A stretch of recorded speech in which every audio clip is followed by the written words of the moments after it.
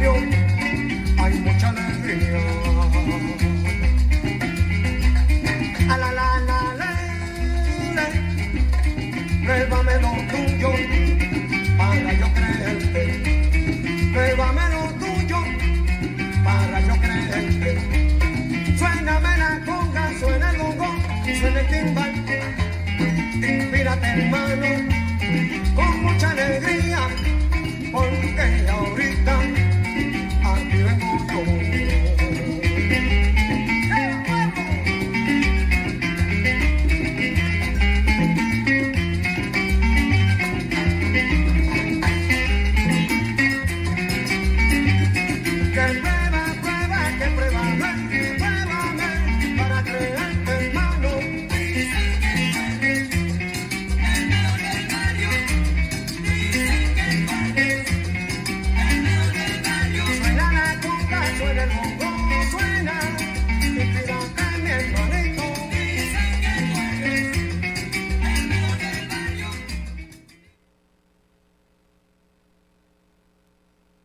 I'm Jose Candelario. You're listening to Keeping It 100 with Jose here on 103.5 FM, WNHH, NewHavenIndependent.org. Powered by La Voz Hispana right now, engineered by Mr. Harry Duros with the rolling R. I don't know why he's always adamant about that. And I finally got his name right today, so I feel pretty good about myself. With that said, special thanks to Paul Bass, Norma Rodriguez, and everybody here for allowing me to spew this educative movement. I have with me today, get right into it, you know me, I don't waste any time. I have Mr. Anthony McDonald from the New Haven Shubert. Yep. What's your like director? Executive director. Executive director of Shubert Theater here in New Haven. And let me just say that, in New Haven, the Shubert is an institution for us. And I would like to thank you for taking your life and transplanting it here in New Haven and in the greater New Haven area and helping us, bring this gem shining on, polishing this diamond that we have. And you are doing that. I'm trying my best. So let's go back in your history. You told me that you studied theater, right? Yep.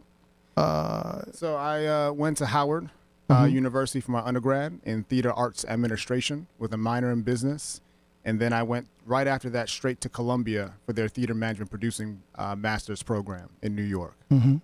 And then you spent some time in London too. I studied abroad in London and during undergrad. So I had 6 months out in London where it was really just, I felt like I wasn't really in school because I was so accustomed to doing like 6 to 8 classes a semester. Mm-hmm. And in London I had 4. But you spent a lot of time there going to theater. Of course. I mean, with the tightest of budgets. Oh, yeah. Being in theater, you have to learn how to budget your life if you're going to survive because oftentimes you don't know when you're going to get that next paycheck sometimes. Mm-hmm, mm-hmm. And so I learned real quick that, and my mother, especially, she was like, when the money done, it done. She's from Jamaica, so she wasn't playing games when she said that. Mm-hmm. So I made sure that my like $5,000, I cut it and spliced it for the next 6 months of my life, mm-hmm. and made that last. So I was able to see 13 shows while I was out there on like a 300-pound budget for shows. Because thankfully in London, especially during that time, over a decade ago, most shows had student pricing for like 25, 20 pounds. So I really made that go pretty far for that length of time. Wow. And it was just an amazing experience. I'm actually heading back there in about 2-3 weeks, actually, right now. Okay, very good. Yeah. Let me tell you. And then you came to Columbia, when you did your master's work at Columbia in New York. And, of course, you were already in the heart of it all. Yeah, I'm from Jersey, so it was almost like a coming back home for me from D.C., which, of course, isn't that far away either. Yeah, Howard is, yeah. And I had a great time at Howard, more importantly. It really was. HBCU. The HBCU. Hey, be careful now. I mean, there's a lot of talk about other ones, but there's only one real HU, and that's Howard. It's all good. Okay. It's Howard. But my time at Columbia really was time well spent because I really was getting taught by the industry. We had some of the biggest players in the industry as our professors for the different classes that we were taking, whether it was press, whether it was advertising, whether it was building a season for a nonprofit institution. We had some of the biggest players in the industry as our professors. So I was really able to learn the industry from the industry. And that's why I went to Columbia, because they really did have the best program for commercial theater, which is the for-profit side of theater. Wow. They still taught me nonprofit sides as well, but it really was about commercial/Broadway. And that's where I ended up kind of migrating right into, basically during my time studying those 2.5, 3 years, or more like 3.5 years. Okay. So yeah. And I got no now complaints. let's migrate right into that workforce. So let's talk about a little bit of your experience. So what was your first experience in Broadway, and how did it go? It probably was even before I got to Columbia, because I had, after that study abroad, I came straight back home to Jersey and ended up interning eventually that summer for 2 different producers on Broadway. Wow. So I had interned for Randall Reggett, who passed away a couple of years ago now. Producer on Broadway, a lot of plays, more so than musicals. So I was interning with him probably like 3-ish days a week. Wow. And then I was interning for another gentleman by the name of Ken Davenport. He had a show at Webster Hall Saturday nights called My Awesome 80s Prom. And so I was a production assistant on that show, which I got paid $0 from both those places, but that's besides the point. It was a different time, supposedly, right? Different times, yeah. Different times. You were an intern. You used a proper word. I was an intern. And we all assumed already they were unpaid. So don't But worry see, about that's it. the problem, though. That's the because in America it is, because it is almost like cheap labor. Yeah, A lot of these companies treat it free that way. labor. Free labor. Yes. I ate a lot of dollar sliced pizza that summer, and still went into a little bit of debt because I was going to the city, and making no money. And that's right now, dare I say, why at the Shubert I don't have any interns, because if we can't pay them, I don't want to just ask folks to work for free. Wow. Because oftentimes folks that look like me and you can't afford to work for free and take all that time away when they got bills to still pay. Yeah. And if we can't do it right, which is doing it right by at least paying minimum wage, which is still not going to help somebody sometimes, but at least it's something. If I can't do that, then I'm not going to have them yet until I can figure that part out. Okay. And I always know people say, well, they can do it for the credit. That works for some folks, but still that can be a burden on others. And I don't want to make it still disproportionate for somebody else that would love the opportunity but just can't afford to do it for free. But you've taken full advantage of it. You've taken full advantage of that internship, and you moved on to work in several Broadway productions in different capacities. Oh, yeah. What were some of your favorite positions and titles that you really love working for? Well, honestly, I enjoyed almost every experience. The first ones that really was a great experience for me were the Trip to Bountiful, where I was the assistant to the general manager. And the Trip to Bountiful starred Cecily Tyson, Vanessa Williams, Cuba Gooding Jr. And it was obviously to work with Miss Tyson, because you didn't call her by her first name. No. Miss Tyson. When we reach diva status. When you reach her status.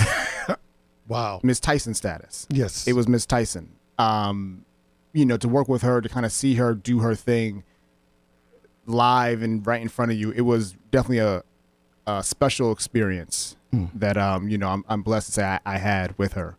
So from that show, I crossed over to working as an associate to the general managers on another show called First Date that starred Zachary Levi and Krista Rodriguez, and that was also now kind of probably my first real paid gig.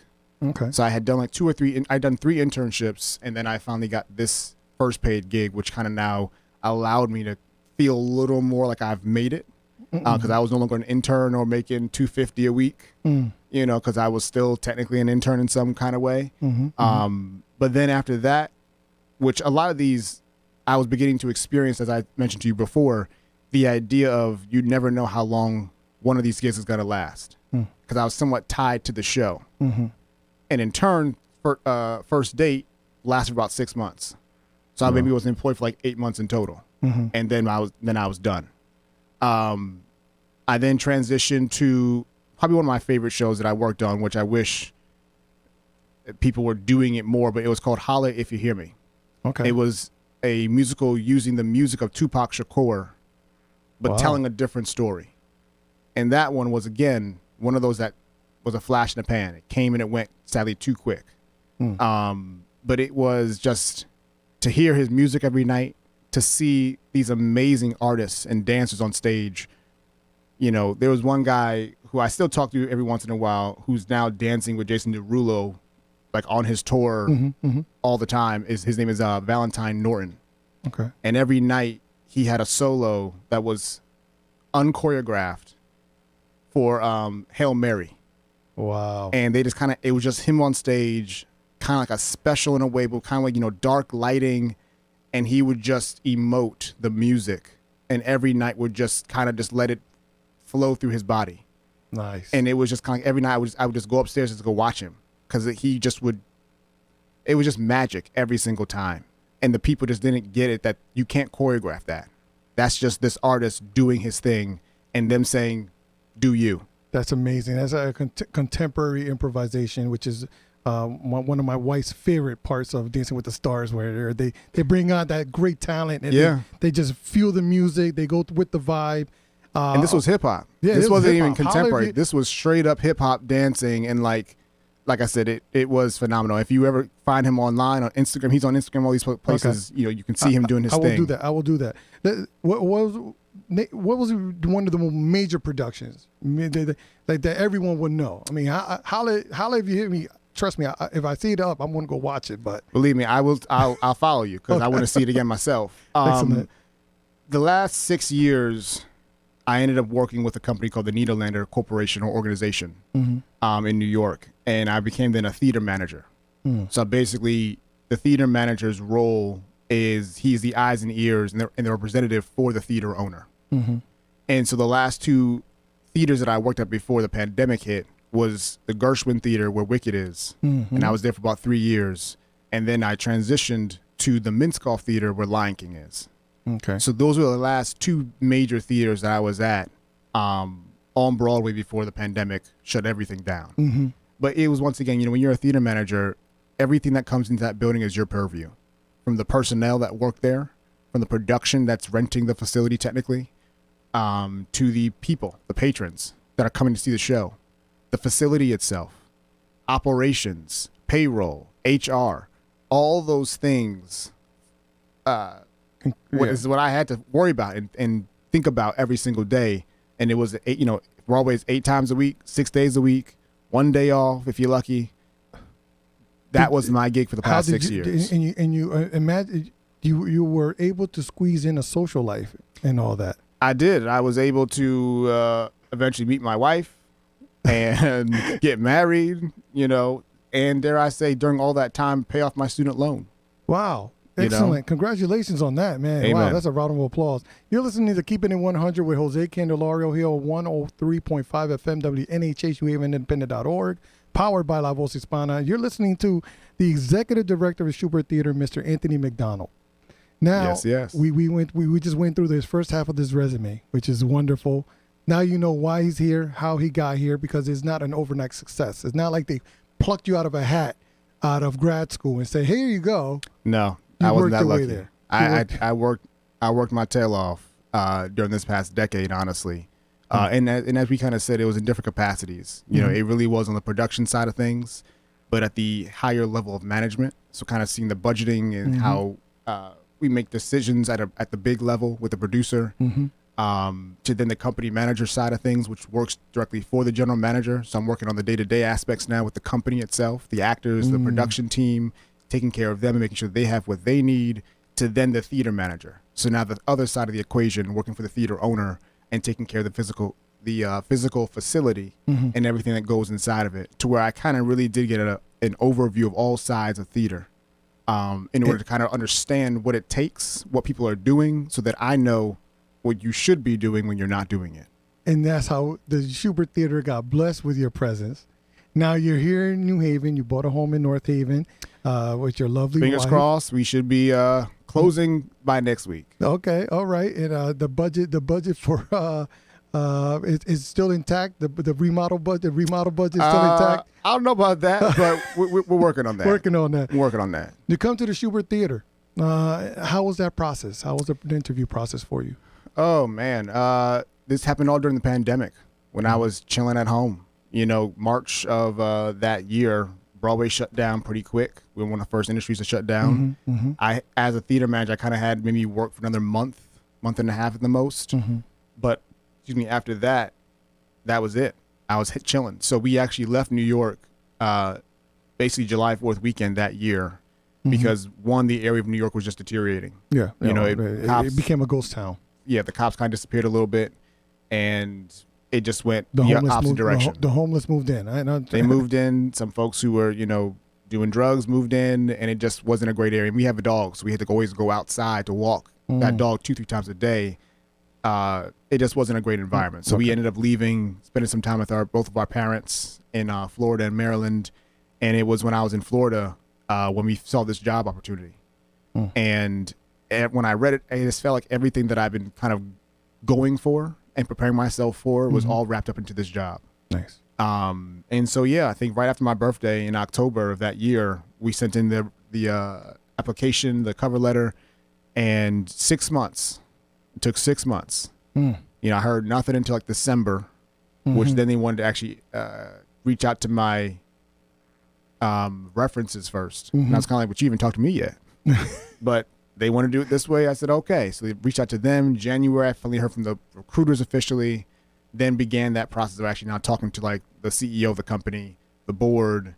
I had to do a written kind of statement of kind of what would be my goals in the first like year or two. Your thesis. I wrote a 5-page document. I literally did. Vision is very important in this business. Oh yeah. Vision and determination are like the two key aspects. You passed the test, obviously, with that 5-pager. I thankfully did, and so sure enough, 6 months later, March 15th is when I started last year. Last year, okay. Last year. And now you started there. And what are your first productions you got going? It's been recently because you were shut down until. Well, we opened back up last October, which was not technically my inaugural season because I was fulfilling things that were promised prior to my arrival. So we were getting through the motions of doing these shows, doing the Broadway shows, and then also the non-Broadway shows last year. I got a chance to add a couple things here and there, but it really was just trying to get an idea of what I have in front of me.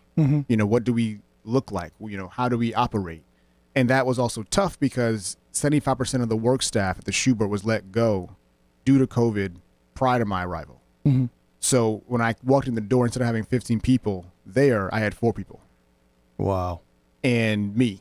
So I didn't have anyone in development. So the first person I hired was my development director now, Nick Bussett, because, my CEO knew more than I did because I was also coming from the commercial world. So nonprofit, which is what the Shubert is, we are a nonprofit organization, was new to me in the sense of, I never had to raise money before in this way. I never had to think about grants because, once again, in commercial, especially with what I was doing. It's all paid for. It's paid for, and I was on the operations side especially. So I knew that world. I didn't know development necessarily. And so we hired Nick, and then little by little, that summer, we started getting a team together. But even after that, we still had transitions happening. We, didn't have right fits. People came, people went.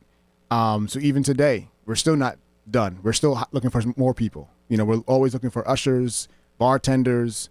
We will right now we have a front of house operations position open. I don't know if this other business is up there yet, so I won't say it. No, don't say it. Don't say it. But check out our website. We have a careers or work with us page where we have job openings there, and we're always looking for talented people. So now you start your first season. When did your first official season when did that start? That's now. This season. This is my inaugural season where I had a hand. Season where this is you top to bottom. Yep. Decision making. Yeah, for better, for worse. For better, for worse. Because that's what this really is. This is a trial season because I'm still trying to learn this community. I'm still trying to figure out what this community wants to see, and it's not what I want to see necessarily. Because it would be K-dramas on stage. Well, if my wife had her way, yes. Okay. As I was telling her this morning, what do you talk about K-dramas? I mean, that's my thing now. I'm like, but who introduced you though? Like who had to force you to sit down or read the subtitles until you finally said, "Oh, I get it," and now she's a fan. So now, but now you're trying to get that same feeling from the New Haven community.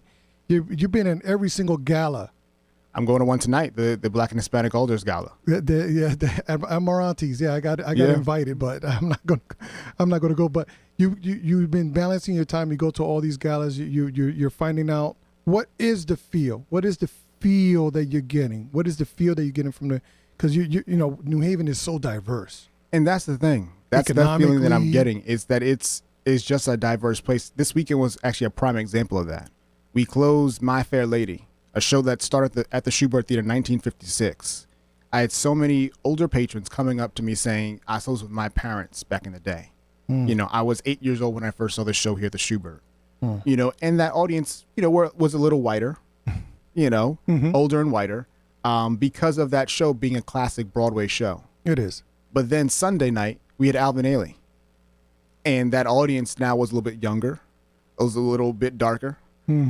Still mixed. But once again, it was completely different looking and feeling. And that's okay, because that is our community. We're all here.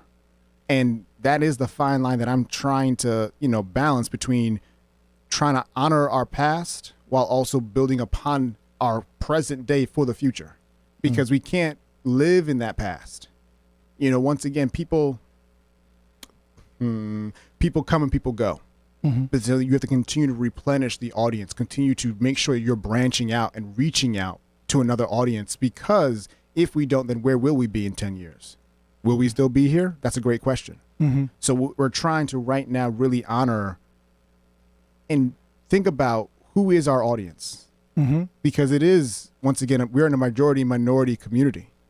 So if we're not programming with a few of those kinds of ideas in mind, and we're just thinking that they're going to come to every My Fair Lady that we're going to do, we're losing out. It's not to say that you and myself won't come to a My Fair Lady and enjoy ourselves. But if you also just want to have a good time and laugh and come to We Outside Comedy, you know, with Bill Bellamy and Tony Rock and Ryan Davis. You're jumping ahead. Let's just stick to this feel. But this is my season. You know, and that's the beautiful thing, is that we're giving it all this season. I'm trying to really branch out and show the world what we can do when we try. So you know, you were talking about development and finding grants and looking for it. One of the things we you know, this is a rediscussion that we're having. Okay, for those who are out there, you were going through your headaches of also inheriting not only a dynasty of a theater, but you also got the bones and actual structure. Oh yeah. And you were talking about how dealing with that was very interesting, and because, you know, it's a 50-plus-year-old, 107-year-old, 107-year-old building. Yeah, and you're trying to push these changes on top of everything. You want to talk a little bit about your surprises and surprises, man. We have made a lot of changes for the better already in these 19 months. Talking about a surprise, I had heard that on my house left side of my theater, there was a big leak from the roof at one point. And it, you know, once water hits plaster, it begins to bubble and crack. And for some reason, and I got to be careful, unfortunately, we didn't have the time to fix the cracking of this wall. And nobody showed that to me during my walk around before I got the job either. Oh, surprise. Like a month into the job, I'm like walking around the theater. I'm like, wait, hold up. What's that? And I'm looking, and it's like up and down 3-4 stories of this building on the same wall. And I'm like, what are we doing here, y'all? Like, why hasn't this been fixed yet? So that was a surprise that I didn't like. But even just in general, I just felt like the theater hadn't had a lot of TLC in a minute. You know, theater's that old, and just in general, your building, you have to take care of it. Because I do feel like the presentation of your space is a representation of the kind of experience you may get. And if you're not taking pride in that space and how it looks and how it's clean and how it smells, all that, it all matters to the patron when they're paying $100+ maybe for a show, or even $80, $75, $60 for a show. They still want to make sure they feel like they're getting their money's worth.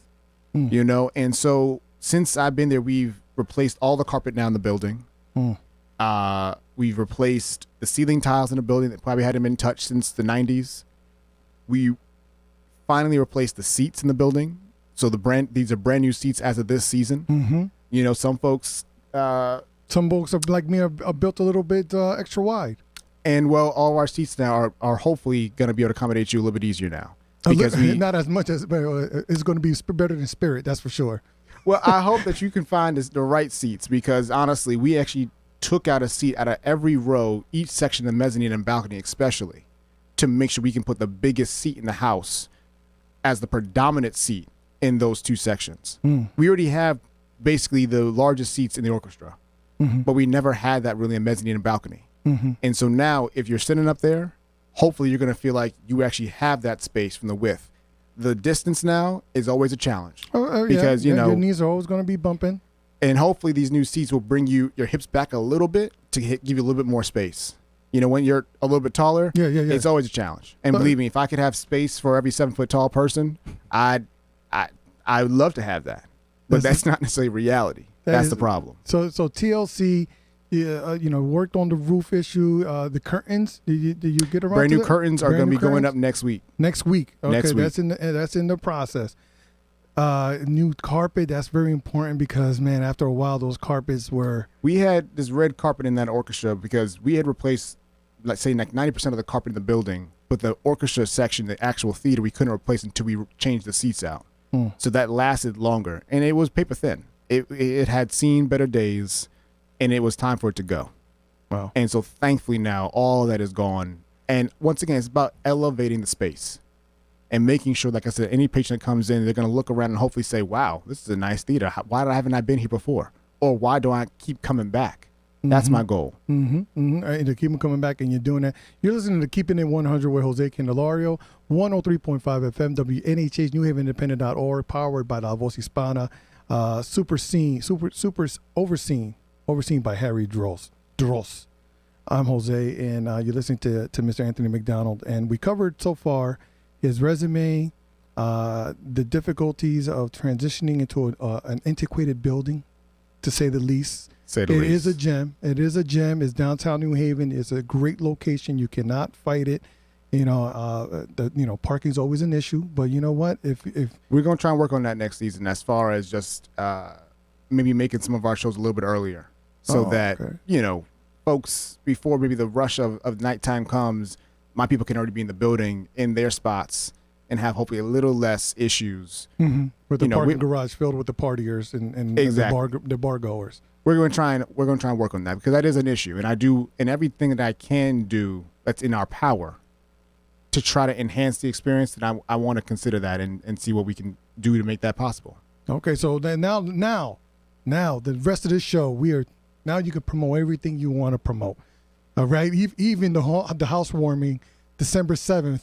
I'm glad you're telling me. All right. That sounds like you just invited yourself. Sounds like I just produced it on air. There you go. No, but you got some great events coming up. We really do. And we will talk about a little bit of diversity. You do got Tito Puentes coming into town down the line. Yes, down the line in April. That's Rico Monaco. Tito Puente Jr. This is something that is important because we haven't really done a lot for this community. And for this community to be as big as it is in New Haven and really in the New Haven region, we got to do better. And this is just the beginning. I'm hoping that I can maybe add something else, maybe even next season as well, or next year, especially in next season, just continue to try and do more. But, I'll be the first one to say, I am not, and I was not hired to be programmer in chief. In that sense of, I don't know everybody out there. I'm not, my thumb isn't on the pulse of all the different bands and artists that the community may want to see. So I'm always open to suggestions. I'm always open to ideas, because at the end of the day, I don't know everybody. And I'm not afraid to say that. And so if there's other artists that we can afford, 'cause that's the key thing. I love to bring Bad Bunny. I would love Bad Bunny to come through the Shubert. But can I afford Bad Bunny? We all know that. He's doing arenas now for a reason. He's that big. So if there's other artists that we can really afford, that the community really does want to see and support, then I'm all for it. Because at the end of the day, like I said, I'm not programming for Anthony McDonald. I'm programming for the New Haven community. And then like I said, very, very diverse. Let's talk about comedy. My favorite. We outside. My favorite. We got outside. November's around the corner. We can Yes, start it talking is. about it now. Believe me, this was something that I saw probably like a month ago on Instagram. My wife saw it first, actually. So I can shout out Brittany McDonald. She saw it first and was like, "Ooh, you see this?" I was like, "Oh, I want that in my theater." Yeah. You know, so I made a couple phone calls, and sure enough, here we go now. On November 26th, the Saturday of Thanksgiving weekend, we are bringing Bill Bellamy, Tony Rock, and Ryan Davis to the Shubert Theater. You know, we generally don't do multiple comedians in one night. But this tour is built like that. This tour is built like that. This tour has Michael Blackson on it some places, Kelsey Kells, Gary Owens. Gary Owens. They really got a great lineup. They do. And you still pulled some of the. I hope so. You, I you think got some so. good artists coming in. You know, Tony and- Rock's hilarious. And they're all funny. And They're that's all the main thing. So I'm really hoping that the community comes on out because, once again, you know, I picked who I think the community wants to see, and I'm hoping that they prove me right. You know, because I want to continue to do more of this kind of stuff. You know, comedy is something that's supposed to make you feel good. A night where you can just let go, stop thinking about the drama in your personal life, and just come and have a good time and laugh. Hopefully stop at my bar as well, but just come and laugh, you know? And so all being well, this goes well. And even if it doesn't go well, and whatever that means, I still want to bring more of this because I know there's an audience. I know we don't have places in New Haven necessarily to come and experience these kind of shows. And we shouldn't have to go, no offense to my friends up north, but we shouldn't have to go to casinos to see great comedy. You know, if we, the Shubert, does our job right, you can stay right in your own neighborhood. You don't got to think about driving an hour and 15, 20 minutes and deal with the parking there too and deal with just all of the rubbish.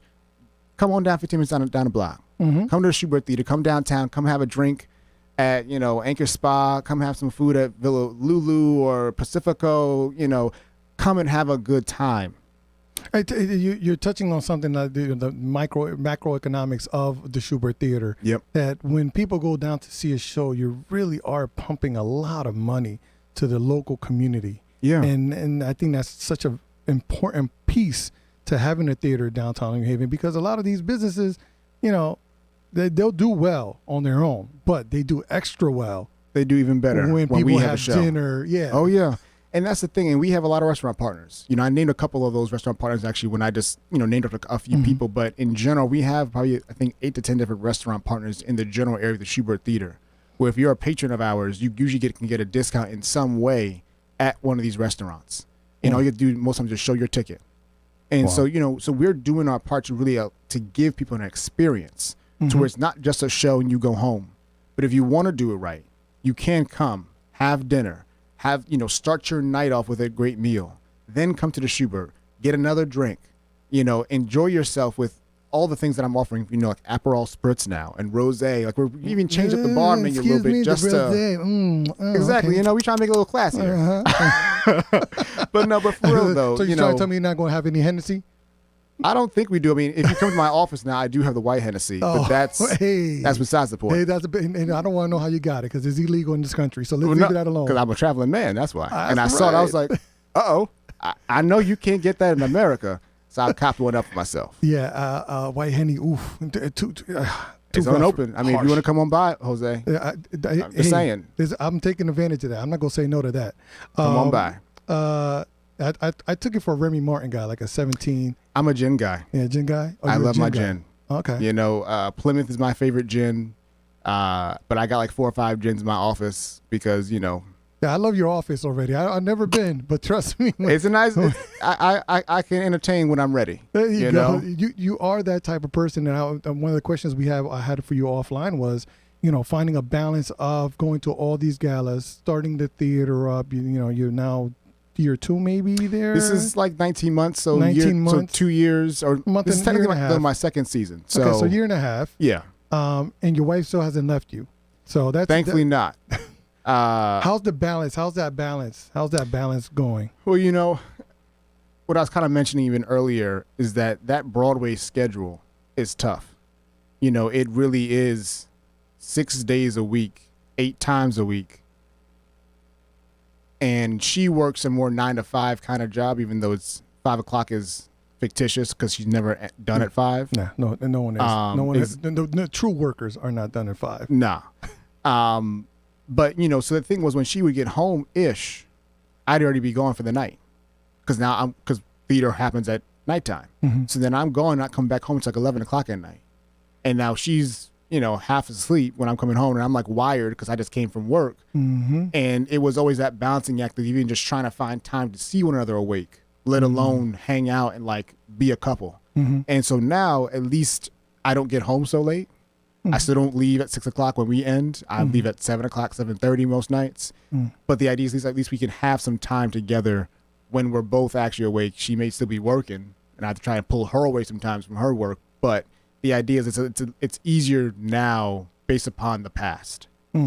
But yes, we still have times where I have weekends, or even tonight we have Rocky Horror Picture Show happen at the Shubert tonight.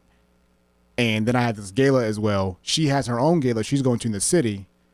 So it's like we're both trying to juggle a whole lot, and yet trying to make sure that my dog gets fed and like gets a walkers at the same time. So that's where this K drama comes into, because you got at least something that you both have in common. You both sit down on Netflix and binge. Basically. And basically, I mean, and that's the thing. It's like, especially during the pandemic, she was even crazier because she's a labor and employment attorney. And so everything during the pandemic was about labor and, what are we supposed to be doing? And, so she was just that much busier. And here I am sitting on the couch watching MSNBC. And like, what do you want me to do? My industry is shut down. I got nothing. And it's not my fault this time. So, this time. So that's when we started really watching a lot more. And, as one way just to kind of really just turn off her brain. And help her like woosah, because with all these K-dramas, you got to sit there and read them. And by K-dramas, we're talking about Korean dramas, Korean soap TV operas, shows, Korean TV shows, and you were talking about them, and I'm thinking to myself, South America, we do the novelas the same way. They only run for like a season, 2 at the most.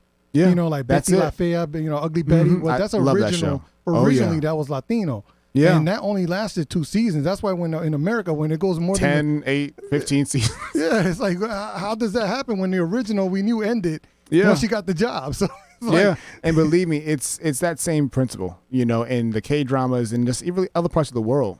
They tell a whole story in maybe sometimes 16 episodes of a full hour, because these ain't like 45 minutes. This is like most times an hour, hour 5, hour 10 to tell this story, whatever that story is.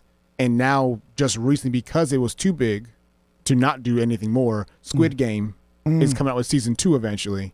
Because, like I said, it was so big, it actually won, I think, Emmy Awards this year. Yeah, it was Emmy nominated and everything, And this was a straight-up K-drama. This wasn't anything more or in English in some way. This was a K-drama that the world / America is finally starting to realize that other parts of this world really do amazing work as well. Because sometimes it really takes us to travel to understand just how much of an influence America has on the world. And it's just, to me personally, nice when you can see the world influence America a little bit and put a little stamp on us, whether it is from Korea to South America, to my lovely place, Jamaica. We don't have necessarily everything right here. We can still be better by learning from other people around the world as well. Oh, man, I love those old school Rasta movies from Jamaica. The audio was all syncing. They still speaking English. I did not understand how that worked. One of the classics in our world is The Harder They Come. Yes. And even in that one, there's times I'm like, what he say? Looking at my dad like, you understand that, Dad? He's like, yeah. He didn't understand it either. Because it was such thick patois, But it was a beautiful thing just to be able to see those kind of stories, because you really do get a chance to see a community, a country, from their eyes, though, and not from anybody else's. You get to see your own people. You get to see your own people on the screen, and that is such influential. I just came back from La Bamba celebrating its like 25th anniversary. Yeah, and how important that was to see people of color on the screen for the first time. Yeah, I mean, you remember seeing La Bamba and being like, for me, I was just shocked. Yeah, and that's the thing of what I'm really trying to do with Shubert.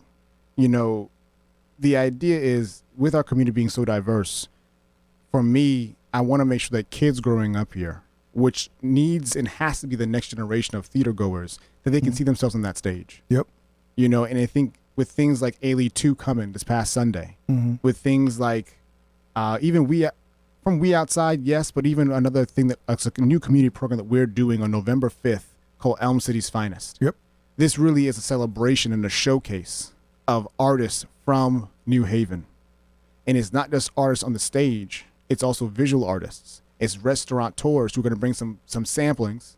So it ain't a buffet, but some samplings of food from their restaurants. Get there early. You know, this is actually happening after the show. After the show. So we give you a show first, Wow. and then you can hang out in the building thereafter. We'll have vendors in the building, the restaurateurs, the visual artists. Wow, so this is like a brewery. a social event. This is really a social event that we really hope the community comes out for, because it's a little bit of a sampling of just who's in our community and some of the talent that we have here that we sometimes, especially in the Shubert, I won't speak for anybody else, but we haven't always honored that talent. We haven't always brought them onto our stage and said, we want to pay you to come perform for us. You know, and this time we're trying to do just that. We do have help from the city of New Haven and the cultural arts division of the city, Adrian Jefferson. No. And so we're really hoping I like how you name drop so smooth. I like that. Well, you know, I'm trying to make sure I don't mess up nobody's name. Oh, really. that's more trust me, that's more important than anything else. Exactly. I'll get a phone call like, you said what? What was my name? Like, so you that collaboration is working very. It seemed to be a consensus builder. You're always looking for collaboration. I just see that's like your forte. That's what you're really looking for. Well, you know, that's the beautiful thing of this community is that there is room for that. You know, whether it is with Arts and Ideas now or Long Wharf or somebody else outside of our community, which I'm kind of cooking up right now for next season. The idea is this doesn't happen because of just one entity or one person wanting it to happen. We really do got to come together and collaborate. You know, I'm trying to even collaborate with, you know, folks like Joe Rodriguez and PRU to try to help me and the Shubert bring content to his community, you know, and just understand, like I said before, what it is that this community wants to see. You know, what artists can I bring in to help just have a good time? 'Cause that's what theater should be about in entertainment. It's about bringing the community together to have a good time and make positive experiences. And so that takes people to a village to make that come to fruition. And it really isn't just because I said so and it's going to happen. I got to get help. You know, and if we're open and honest about it, then hopefully the community will help us do what we got to do to make sure that they feel represented and invited into the building. Wow. Okay. You've been listening to Keeping It 100 with Jose Candelario. I'm speechless. Being around such I hate to say it, but you are very eloquent, well-spoken, and knowledgeable about theater. And it's it's fresh air for me. Fresh air. There's not anyone I could talk about theater. You know, we had a conversation about my daughter going to see Chicago and all that. So it didn't turn out that Chicago was closing. You know, because we had that conversation. I would say I didn't think it was because you and so it was more that they brought back somebody after 25 years because she's also looking at retirement. The lady who plays the lead. Oh, so was it BB Newworth? Yes. There you go. They brought her back for the last couple of years because she took a couple of years off. Oh yeah. They brought her back, so it's at the end of her run. So she's shining bright on Broadway. But I'm not surprised. But who else do I talk to?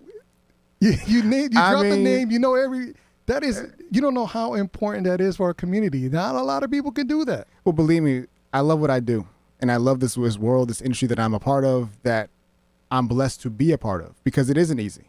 You know, believe me, there weren't a lot of people that looked like me coming up during even my time at Columbia. I was the first man of color in my program. What? 12-ish years ago, I was the first man of color in the theater management producing program at Columbia. What? And so it was, and thankfully I had the base of and the foundation of Howard that allowed me to know who I was and to be comfortable in my black skin at the end of the day in this now pretty white environment. You know, and so I'm not one to allow that to stop me in some way. It was more motivation. And motivation in the sense of, I know I have to do the best that I can to make sure that I'm not the last. Wow. Because that's the whole point. It's not about being the only and being so special in that world to say, ooh, look at me, I'm the first and only. No. But so then what did you do to try to change that? And to make a difference. And let me tell you, it's lonely. Yes, I mean, it was. people be like, "Oh, you did the first person." I'm like, no, that's some lonely. I don't want to curse, but it's some lonely stuff. Well, you know, once again, I experienced the same thing here as the first person of color now to run the Shubert in 107 years. You know, and it's like I said, I mean, there's a lot of pressure because then we don't want. Then if you You better not mess up. You better not mess up because then no one else is coming behind you. And that's sometimes, it's in the back of my mind, that all these kind of different things that I'm trying to cook up and do, it's not that I have, some kind of like checklist that if I don't do X, then that's it. It's finito. But the idea is I only want the best. That's why everything that I'm trying to do with the theater, facility-wise, I'm trying to improve us, to make us on par with our colleagues in the state. Yeah. But then, when I bring things like We Outside, which is not something that we are known for doing that often. Yes, we've done some things in the past. Yeah. But when I want to try to change up the game and make it a little more frequent, I got to have the community come out and support that. And yes, it's not necessarily just me saying it aloud and them then coming. I got to still find them. Okay. We got to still do our job. So let's do this. What's the website? Shubert.com. That's SHUBERT.com. And that's where you get all your tickets, all information on some shows. What are some shows that people can be looking out for now? Tonight you got Rocky Horror Picture. With Barry Bostwick, the original Brad Majors. He's going to be in the building. Okay. We have, I got a little cheat sheet here, so give me a second here. Break out that cheat sheet. So we got Elm City's Finest on November 5th. Okay. Once again, we're going to have folks like Robot Monster, Jalen Tyler, Yex Diaz. We have Jackie Brown. We have Creative Arts Workshop with the visual artist there. And I now I'm going to need you to help me with their name, because while I look Spanish, I am Jamaican. All right. I speak a little bit Spanish, but Movimiento Cultural. There we go. Yes. I always butcher their name. Diaz. I hate butchering people's names. So it's like I try really hard, but that middle part gets me every time. But they're also going to be in this Elm City's Finest as well. Okay. So we have. So it's even that is a reflection of where it is that you want to go with the theater, because this sounds like a crazy lineup. You got hard rock to Afro-Caribbean dance. To Afro-Caribbean, to some spoken words, some poetry, some theater. It really is, like I said, it's a celebration of just different artists in our community that live right amongst us. And now, what are your more traditional titles that you have coming up? Yeah, so then we have A Soldier's Play is our next Broadway show. Okay. Starring Norm Lewis. Then we also are going to have $1 Million Quartet Christmas in December. The Hip Hop Nutcracker is hopefully going to finally come this time, because we had them scheduled last year. And then a week prior before they came, or were supposed to come, folks in the cast got COVID. Okay. And they shut down the whole tour. So we're going to pray that it get through. Amen. Hip Hop Nutcracker. The Hip Hop Nutcracker. The retelling of the classic story, but told through hip hop dance and just giving a different kind of flavor for that show. To our traditional show that Shubert. I remember when I was a kid, that was my first Shubert experience, was the Nutcracker. Really? They came out and they did a couple of the numbers, the Well, I'd be remiss if I didn't say the New Haven Ballet's Nutcracker is still coming back to Shubert as well this December. Excellent. They'll be there the 16th through the 18th. Okay. So we really do have some great shows, and ABBA Mania is also November. Or I think it's Mania, the ABBA Experience. But if you love ABBA music, it's going to be a good time. And that's what I mean by showing that diversity of just content. It's cool to have ABBA Mania then right next to a We Outside, because my community looks like that. So if I can get one community in on this night, the next one on that night, that's all good to me. You know what? I've seen multiple Swedes and bros hanging out. Okay, so it's not the first time. I'm just saying, we all here. And everyone knows ABBA. Everyone knows Dancing Queen. You pop that up, and it don't matter who you are, what color we you are. We may not want to admit it, but we know it. I'll admit it. I'm not a dancing queen, but I'll listen to it. I'll dance a little bit, but I ain't gonna be doing, certain dances. certain dances. I'll just have a little dance. I'll do a little jig in my seat. It's all good. So overall, thank you very much, Mr. Anthony McDonald. You've been listening to Keeping It 100 with 103.5 FM, WNHH New Haven Independent.org. And we're going to be signing off. You get the final word. Believe me, I'm blessed to be in this community. It's been a joy so far, and the Shubert Theater is here for everybody. I don't care what you look like. The Shubert wants you to come through and support us. We want to support you. So things that we're doing for the community by supporting different organizations, it's all at the end of the day because we're a part of this community, and we're going to stay here a part of this community. And we want you to come out and support us. Shubert.com is where you can find tickets, find more information. And jobs. You're Volunteers hiring. as well. We have some volunteer Volunteers, opportunities, yeah, but volunteer at the end of the day, we opportunities. have jobs, we have volunteer spots, and we also have great content and great programming coming through for this community because this community deserves it. Full stop. There you go. And with that said, I'm Jose Candelario. This has been Keeping It 100. Stay tuned for more programming here out of 103.5 FM, WNHH, New Haven Independent.org, Community Radio. Con mucha alegría, porque ahorita aquí vengo yo.